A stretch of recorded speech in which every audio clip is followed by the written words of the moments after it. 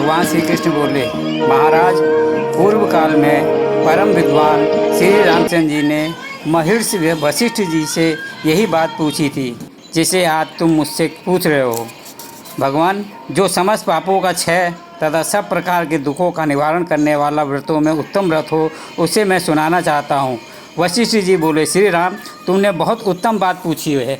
मनुष्य तुम्हारे नाम लेने से ही सब पापों से शुद्ध हो जाता है। तथापि लोगों के हित की इच्छा से मैं पवित्रों में पवित्र उत्तम व्रत का वर्णन करूँगा। वैशाख मास के शुक्ल पक्ष में जो एकादशी होती है उसका नाम मोहिनी है। वह सब पापों को हरने वाली और उत्तम है। उस व्रत के प्रभाव से मनुष्य मोह जाल तथा पातक समूह से छुटकारा पा जाता है। सरस्वती नदी के रमणीय तट पर भद्रावती नाम की सुंदर नगरी है। वहाँ धृतिमान नामक राजा, जो चंद्रवंश में उत्पन्न और सत्य प्रतिज्ञ था, राज्य करता था। उसी नगर में एक वैश्य रहता था जो धन धान से परिपूर्ण और समृद्धशाली था। उसका नाम था धनपाल। वह सदा पुण्य कर्म में ही लगा रहता था। दूसरों के लिए पौशाला बनाना, कुआं, मठ, बागीचा, पोखर और घर बनवाया करता था। भगवान श्री विष्णु के भक्ति में उसका हार्दिक अनुराग था। वह सदा शांत रहता था। उसके 5 पुत्र थे, सुमना, धृतमान, मेधावी, सुकृत तथा दृष्ट बुद्धि 5वां था। वह सदा बड़े बड़े पापों में ही संलग्न रहता था। जुए आदि दुर्व्यसनों में उसकी बड़ी आसक्ति थी। वह वेश्याओं से मिलने के लिए लालायित रहता था। उसकी बुद्धि ने तो देवताओं के पूजन में लगती थी और न पितरों तथा ब्राह्मणों के सत्कार में। वह दुष्टात्मा अन्याय के मार्ग पर चलकर पिता का धन बर्बाद किया करता था। एक दिन वह वेश्या के गले में बाँह डाले चौराहे पे घूमता देखा गया।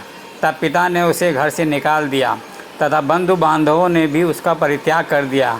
अब वह दिन रात दुख और शोक में डूबा तथा कष्ट पर कष्ट उठाता हुआ इधर उधर भटकने लगा। एक दिन किसी पुण्य के उदय होने से वह महर्षि कौंडिन्य के आश्रम पर जा पहुंचा। वैशाख का महीना था। तपोधन कौंडिन्य जन गंगा जी में स्नान करके आए थे। दृष्ट बुद्धि शोक के भार से पीड़ित हो मुनिवर कौंडिन्य के पास आया गया और हाथ जोड़कर बोला, ब्राह्मण द्विजश्रेष्ठ, मुझ पर दया करके कोई ऐसा व्रत बताइए जिसके पुण्य के प्रभाव से मेरी मुक्ति हो। कौंडिन्य ने बोले, वैशाख के शुक्ल पक्ष में मोहिनी नाम से प्रसिद्ध एकादशी का व्रत करो। मोहिनी को उपवास करने पर प्राणियों के अनेक जन्मों के लिए हुए मेरु पर्वत जैसे महापाप भी नष्ट हो जाते हैं।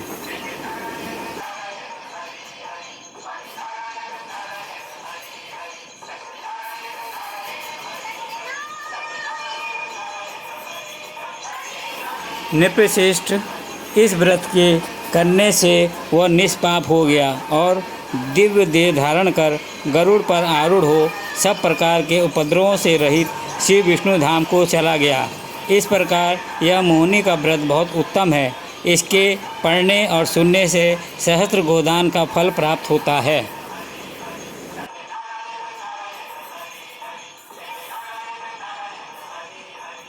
महर्षि वशिष्ठ जी बोले कि एकादशी व्रत को उपवास करना चाहिए। उसकी विधि इस प्रकार है। दृढ़तापूर्वक उत्तम व्रत का पालन करने वाला शुद्ध चित्त पुरुष दशमी को सदा एक भुक्त रहे अथवा शौच संतोषादि नियमों के पालन पूर्वक नक्त व्रत के स्वरूप को जानकर उसके अनुसार एक बार भोजन करे। दिन के 8वें भाग में जब सूर्य का तेज मंद पड़ जाता है उसे नक्त जानना चाहिए। रात को भोजन करना नक्त नहीं है।